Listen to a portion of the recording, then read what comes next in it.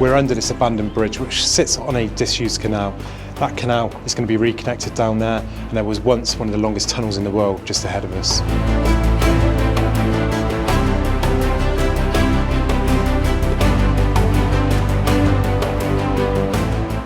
Today I'm on the Worcester and Birmingham Canal. This is a canal that goes to Gas Street Basin behind us and then to the River Severn further down. And this is a quite fascinating area. You've got loads of history here. The Tardy big locks are on this flight, which is one of the longest in the world. You've also got quite a nice area over here where you've got the railway viaduct running across the back, and a lovely sort of green space has been created. And that's been created because of the Dudley No. 2 canal, also known as the Lapal Canal now, due to the Lapal Canal Trust. This was named after the tunnel that goes for 3,500 metres and probably won't be used again because it collapsed quite badly and has shrunk in many other places. But one of their main feats of work recently, which is almost enabling works, is to build this little basin here.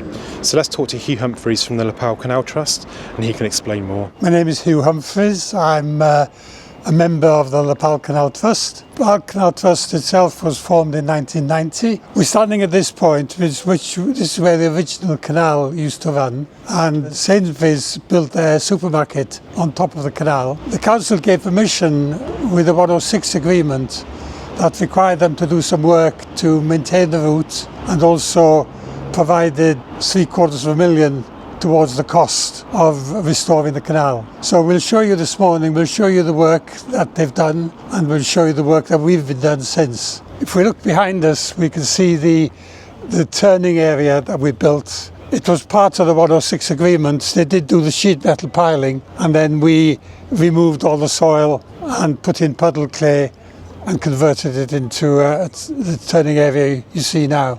The beautiful benches were provided by the Dulverton Trust and installed by our members. The total cost of this work was about 300,000, which was raised from, we raised £500,000 from a number of donors. The building just behind me here, which is owned by Unite, they provided 20,000, and we had a grant of 75,000 from Viola, and Garfield Weston provided 40,000 towards it, and then the rest of it was a whole number of small donations, including donations from our members. So the design was done by Land Securities. Originally it was in the wrong place, so we asked them to move it by 3 metres. When the plans were submitted, they moved this part by 3 metres, but they left the other part, which means it's 3 metres bigger than it should be, or needed to be, but it's great because it looks so nice. This is a really popular area now. Once before this was a builder's merchants on the side there. It was very much closed off, and now you've got walkers and cyclists and people enjoying their day, having their lunch on the steps over there. There's a supermarket to our right which has been described, that was the obstruction to the canal, but they have got the chance to do more just down here. Now this is going to be the new junction just a bit further on from where Hugh described down there. The big problem we have is that underneath this towpath there's a 450mm diameter gas main, and clearly we're also going to need a swing bridge to allow the towpath to continue. So this bit is going to be quite expensive. We'll then come away from that junction and go through a tunnel that's just ahead of us here, and this is all currently closed off, so you can't really see inside it. You can just about see through the mesh which covers the side, and somehow there's already a shopping trolley in there. But the idea is that this will be a tunnel through here. It'll all be dug out and come out just through this opening here. Now the tunnel in there is all dug out, ready to go. So they only need to really dig out the junction where there is a gas pipe running underneath, and then carry on onto this side. Now this side, the route is all here. It's ready to go with a couple of minor changes. The work you see here, including the tunnel we've just passed, this is part of the 106 agreement, because the developer, in getting permission for the store, had to agree a route for the canal, which is available to use over the next 25 years. As part of the 106 agreement, there's also sheet metal piling along the whole length of this canal on this side, but not on the other side. One of those changes is we're going uphill. Now this was originally a lockless canal, and won't be any more. There's plans to replace that tunnel I mentioned with some flights of locks. They've had some surveys done by Atkins, and they basically said it'll be much cheaper and much better for everybody if it goes up and over rather than restoring the tunnel. The tunnel is going to be an incredibly expensive job and very difficult to do. And the open cut of the canal will allow more people to benefit from the health and wellbeing benefits, as well as nature to benefit from it as well. Keeping on this site though, you can see there's a wall just in the corner here. Now, they have agreements with the landowner, who is NHF Mutual, that this wall can go. I think it's a staff car park behind there. They can cut the corner off so the canal can come up through here, and also on the building ahead of us they need to do the same. That's not as bad because that is actually, there's nothing there. That's just kind of like a little bit of a walkway around the building. But the old canal would have come in from here, and it would have come across directly from behind us here. We've got the Sainsbury's sign on the roof. That's roughly where that bridge would have been that Hugh spoke about, and then come through directly into here. So we're pretty much on the old line of the canal now. Directly ahead of us is a road, a major road as well. It's pretty wide, and thankfully that situation has already been sorted, and they put a tunnel in when they built the road. The bridge you see behind us is in fact the third bridge that's existed here. This particular one was built in 2009, and the council at the time provided the route for the canal underneath the road. So this needs to be opened up. So it's already existing. The channel's already done. We're discussing with the Waterways Recovery Group an opportunity for their volunteers to help us with this, to fill in the path and to brick the wall. What we're hoping, the wall on the right, both walls need to be bricked because they've put in the ties for the brickwork, but they haven't finished the brick.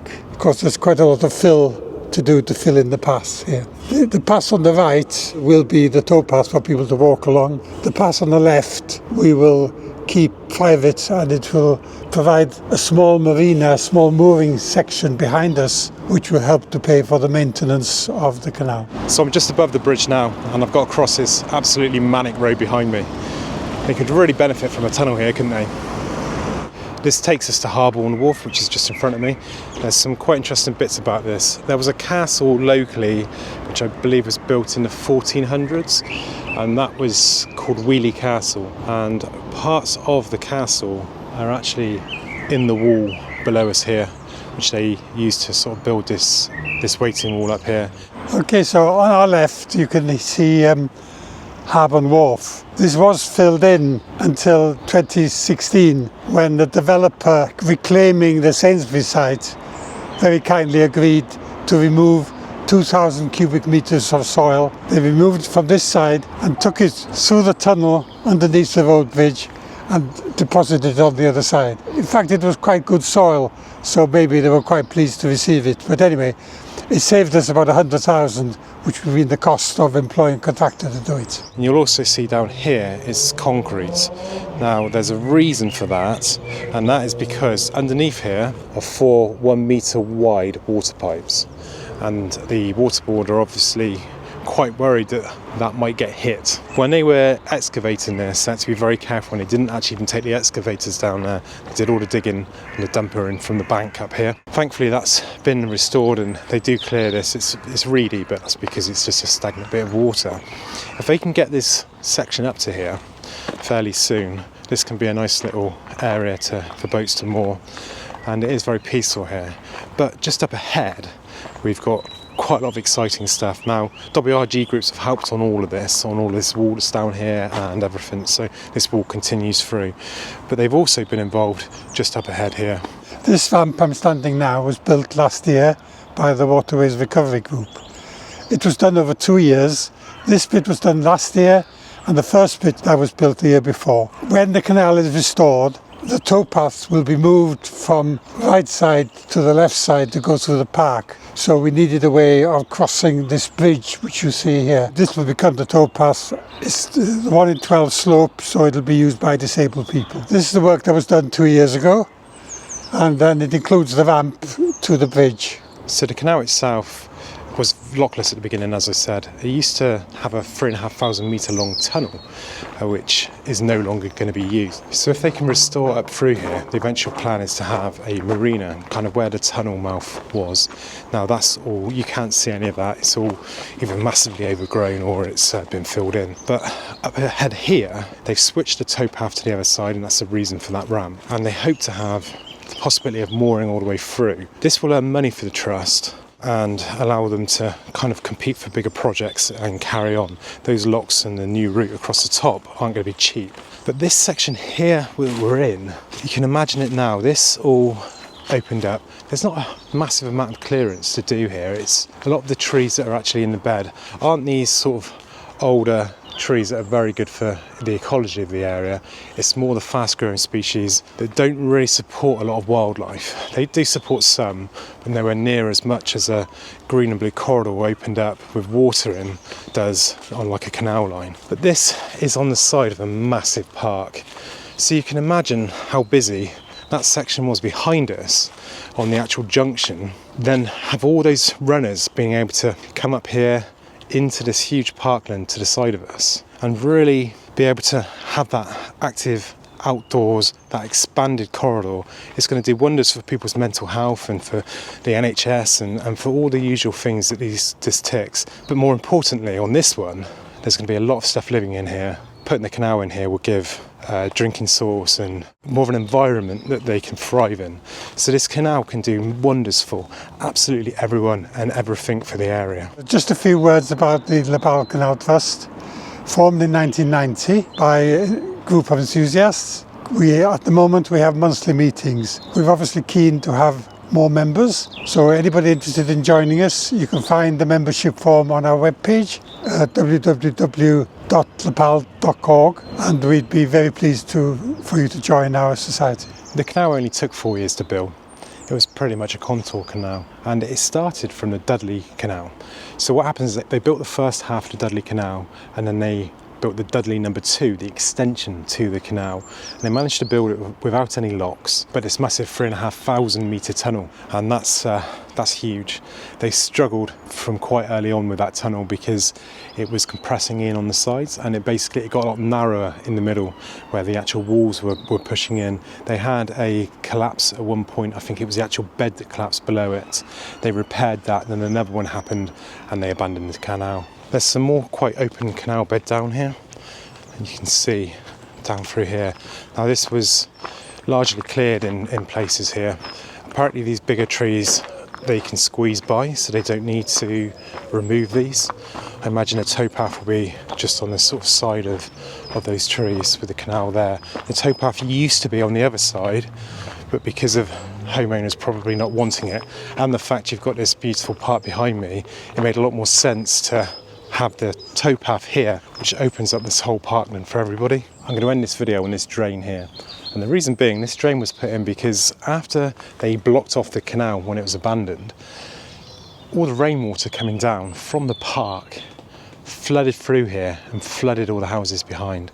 Now this drain just runs down to it's a stream or a brook over in that direction, and it's completely fine to remove because the water, once it's opened back up to the junction, will flood down there and drain out through the canal. So there is no risk of the flooding to the houses behind that removing the canal actually made. So it also ticks a box of flood relief. That also ticks a box for the Canal and River Trust, that it's not a source of water, but they like a bit more water in their canal. So all that water running off the park will help keep and maintain the system further down. So now if we look down through here, this was actually dug out and it's much deeper because they removed the clay bed, because the clay bed was still holding water. So when the flooding happened, it allowed some sort of land drainage to happen there as well.